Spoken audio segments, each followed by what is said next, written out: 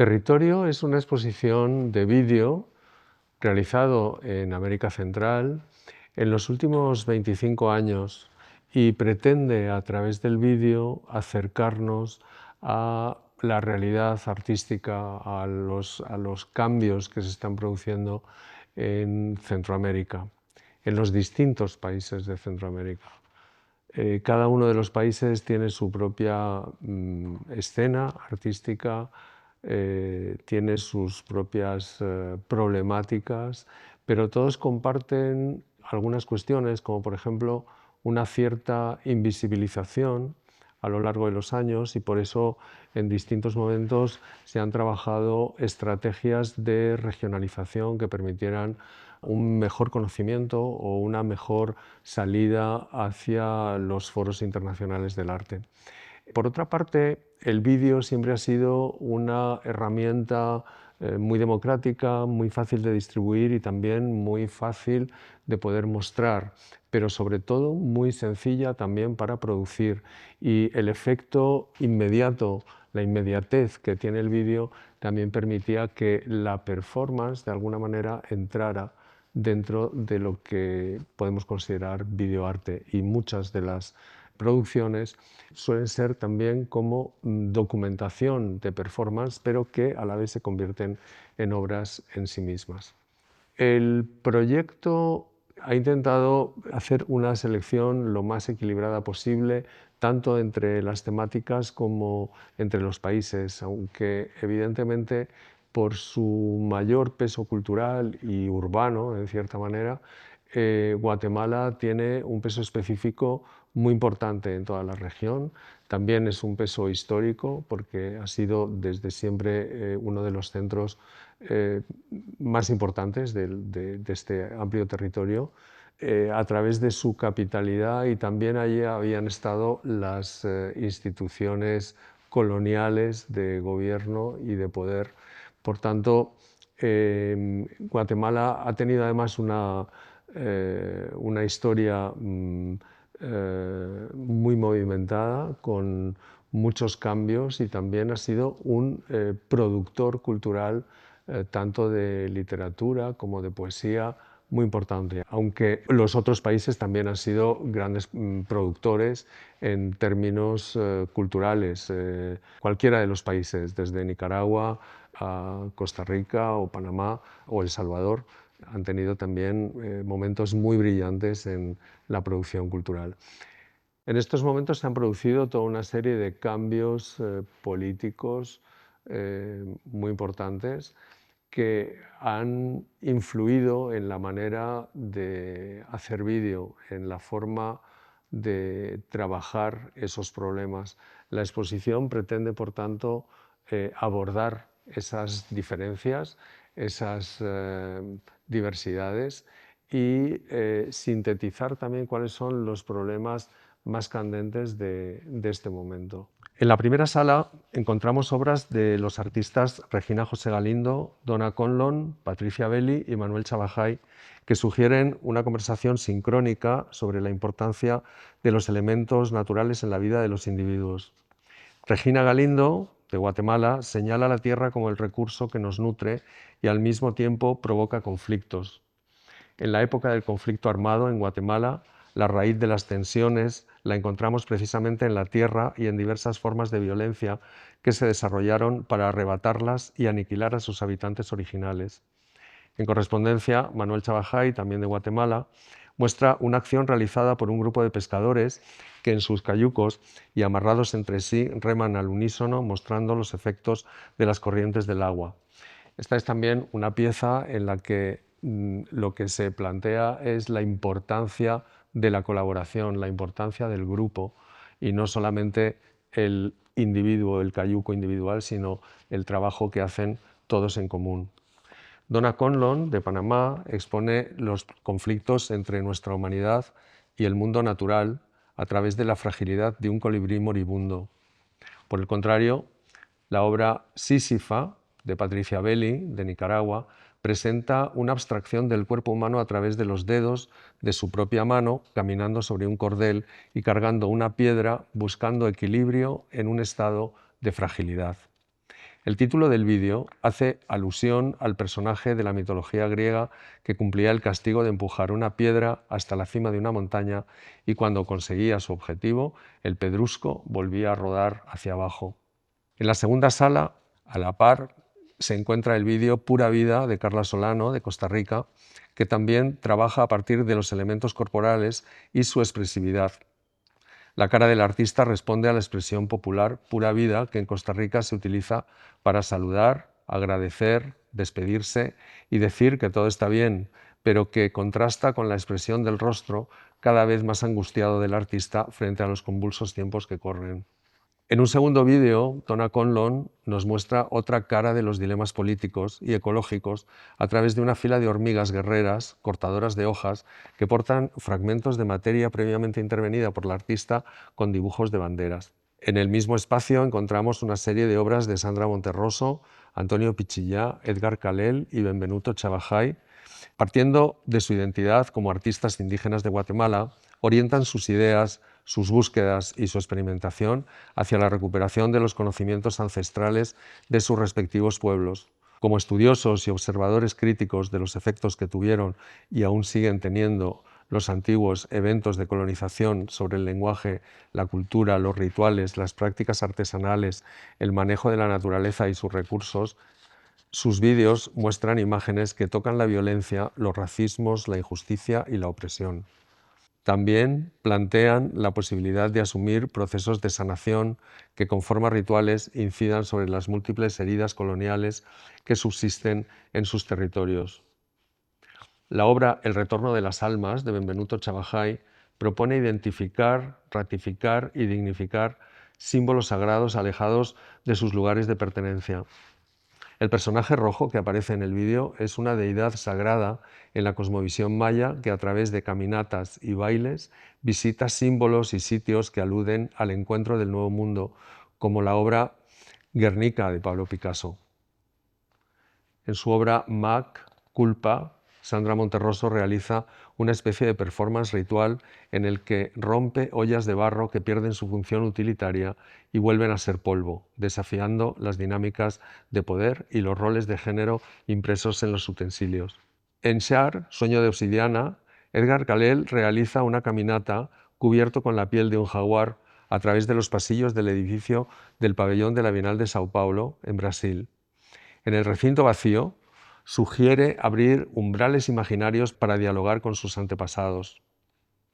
Antonio Pichillá realiza una ceremonia titulada Golpes y Sanación. Literalmente, busca establecer el equilibrio de las energías y sanar los traumas del pasado. Pichillá toma el lugar de un ajquil,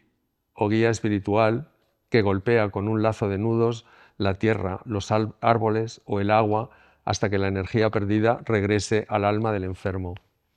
En un tiempo circular, el artista sugiere ese concepto cosmogónico donde, según sus palabras, vivir el pasado es estar en el presente para regresar al futuro. Para mí ha sido realmente interesante como volver a los inicios de la producción de videoarte y en específico la producción de performance que se dio a finales de los 90 y que a lo largo de los años ha sido una de las formas más ricas para poder conversar entre artistas, entre la red de artistas de esta región, pero también una manera de conversar consigo mismos, pensarnos como centroamericanos y también pensarnos como individuos que habitamos un lugar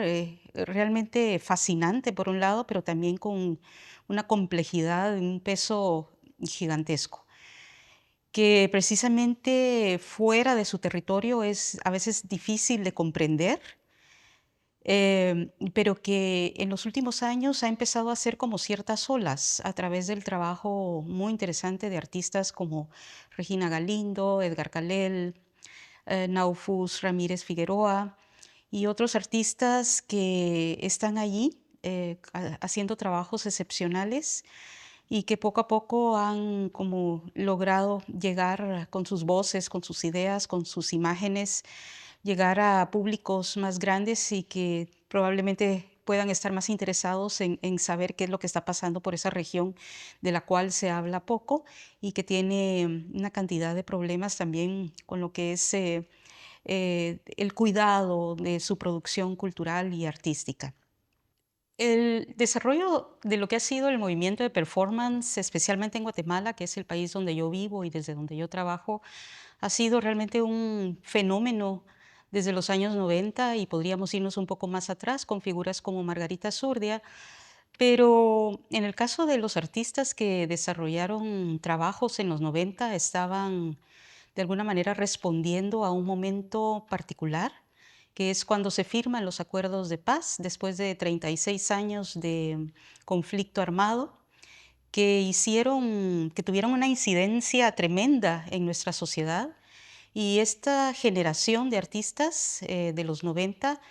pues no eran artistas que estaban formados académicamente, no eran artistas que habían pasado por una escuela de arte, sino que encuentran en esta forma de expresión la manera más viable, más rápida para poder también hablar de las situaciones que nos estaban pasando en ese momento, que tenían que ver con una reflexión generacional sobre la violencia, sobre qué era lo que estaban heredando en su momento,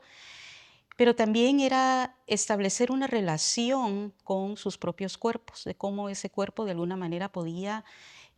reflejar ese momento conflictivo y de tantas dudas y posibilidades de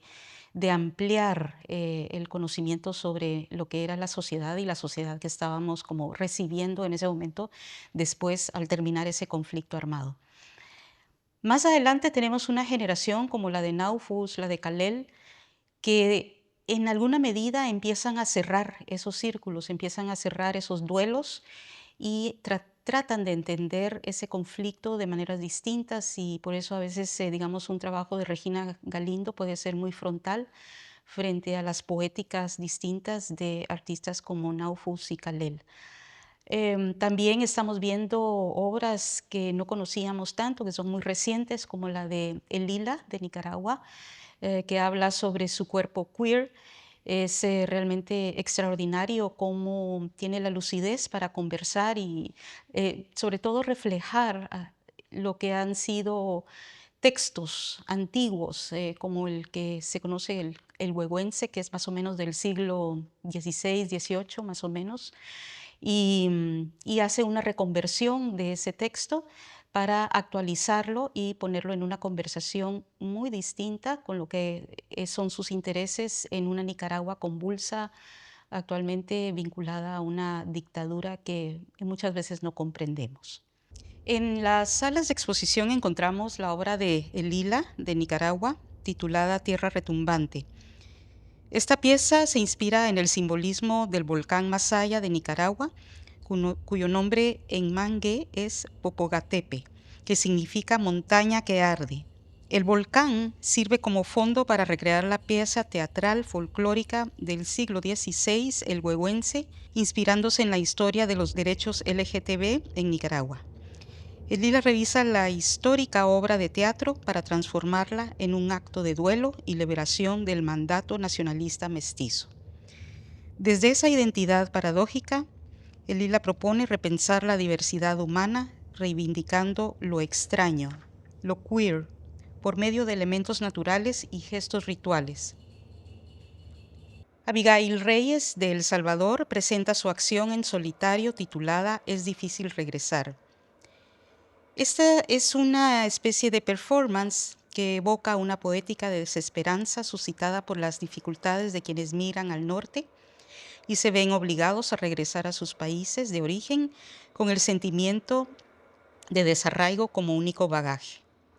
Contiene la noción de no pertenencia y desarraigo. El artista Naufus Ramírez Figueroa de Guatemala, en una acción titulada Abstracción Azul, aborda el tema de la pérdida personal tras un gesto abstracto que habla de la muerte y la ausencia. Recordando a su tío, el artista cubre con pintura azul cromo el cuerpo de otro personaje.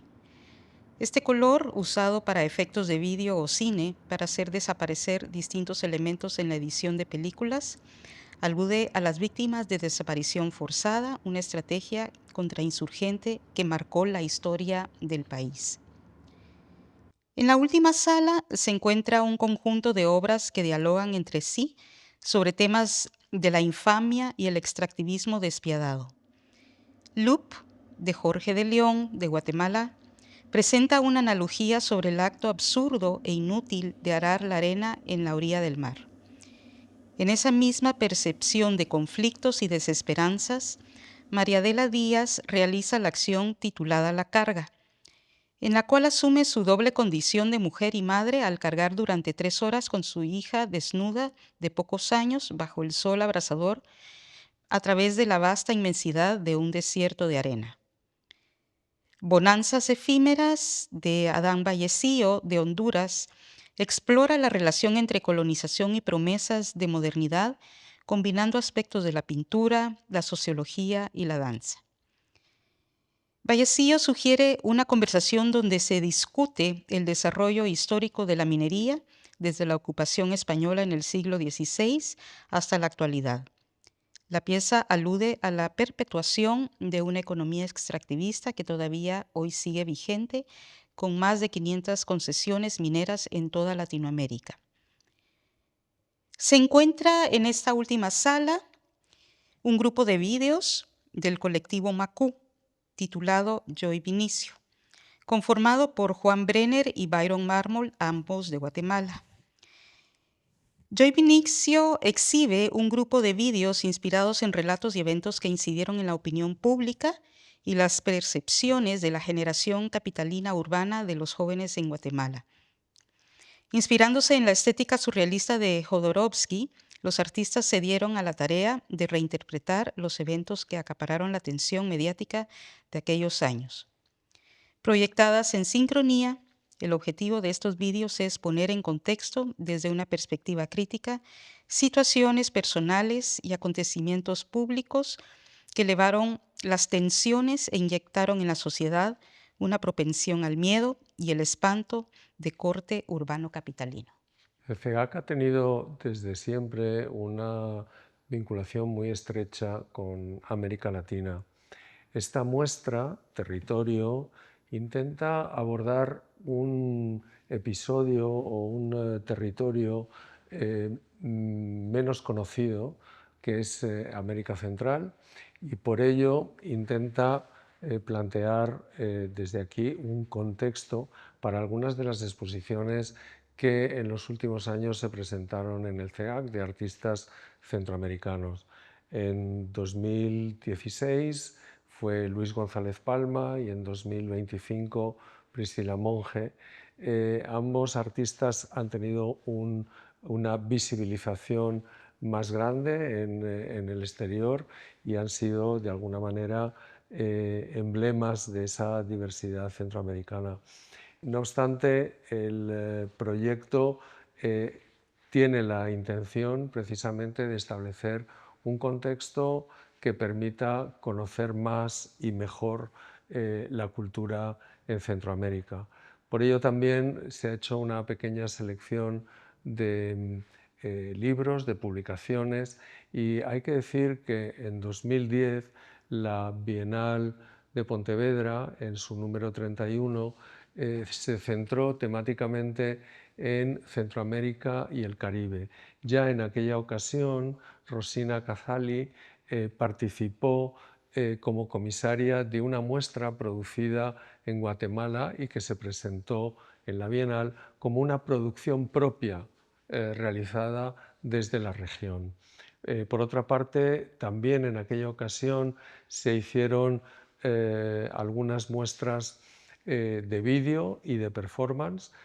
aunque la temática de la propia Bienal incluía además el Caribe. No era únicamente Centroamérica, sino que era Centroamérica y el Caribe. En aquella ocasión, yo como comisario general tuve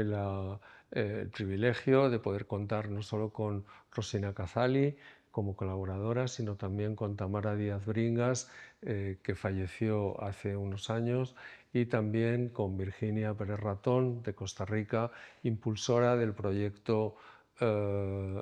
Teorética en San José y que ha sido esencial también en todas las estrategias de regionalización de los países centroamericanos para una mejor visibilidad en el contexto internacional.